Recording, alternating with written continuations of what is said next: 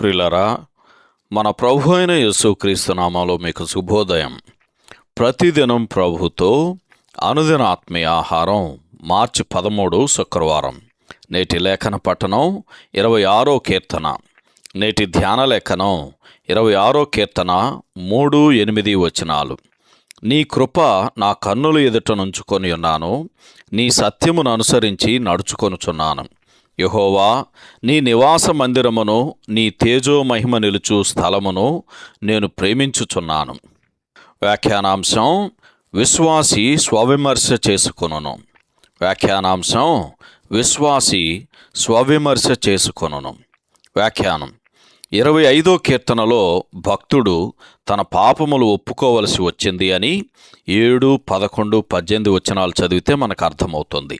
అతడు నన్ను నీ సత్యమును అనుసరింపచేసి నాకు ఉపదేశము చేయుము అని ప్రార్థించాడు. అయితే 26వ కీర్తనలో భక్తుని స్వరం మారుతుంది. విశ్వాసి మంచి మనస్సాక్షితో దేవుని ఎదుట నిలబడుచున్నాడు అని 26వ కీర్తన మొదటి 2 వచనాలు చదివితే మనకు అర్థమవుతుంది. అంతేగాక నీ సత్యమును అనుసరించి నడుచుకొనుచున్నాను అని 3వ వచనంలో చెప్పుచున్నాడు. మొదటి కీర్తన మొదటి వచనంలో చెప్పబడినట్లుగా దుష్టుల ఆలోచన చొప్పున నడవని ధన్యుడు ఈ భక్తుడు అని 4-5 వచనాల్లో మనకు అర్థమవుతుంది. 26వ కీర్తన 6-7 వచనాలు గమనించినట్లయితే భక్తుని తలంపులన్నీ పరిశుద్ధమైన సంగతులతో నింపబడి ఉన్నవి. ఇతడు ఇత్తడి గంగాళము వద్ద తన చేతులు కడుగుకొని, అనగా తనకు తాను స్వవిమర్శ చేసుకొనిన తర్వాత బలిపీఠము చుట్టూ తిరుగుచున్నాడు. అనగా శిలువ కార్యమును దాని అన్ని కోణములలో పరిగణించుచున్నాడు. పరిపూర్ణమైన అర్పణయగు ప్రభువును గురించి తలపోయుచున్నాడు. అప్పుడు అతని నోరు ప్రశంసలతో తెరవబడి కృపతో ఆయన జరిగించిన ఆశ్చర్య కార్యములను వివరించుచున్నాడు. క్రైస్తవ జీవితం అంటే కేవలం అతిక్రమము నుండి దూరంగా ఉండటం మాత్రమే కాదు. దేవుని బిడ్డ ఘనహీనమైన పాత్రల నుండి తనను తాను పవిత్రపరచుకొని అతని వలె శుద్ధ హృదయముతో ప్రభునామమున ప్రార్థించే వారితో చేరి ఉంటాడు. తిమోతికి రాసిన 2వ పత్రిక 2వ అధ్యాయం 21-22 వచనాలు ఈ సందర్భంలో చదవండి.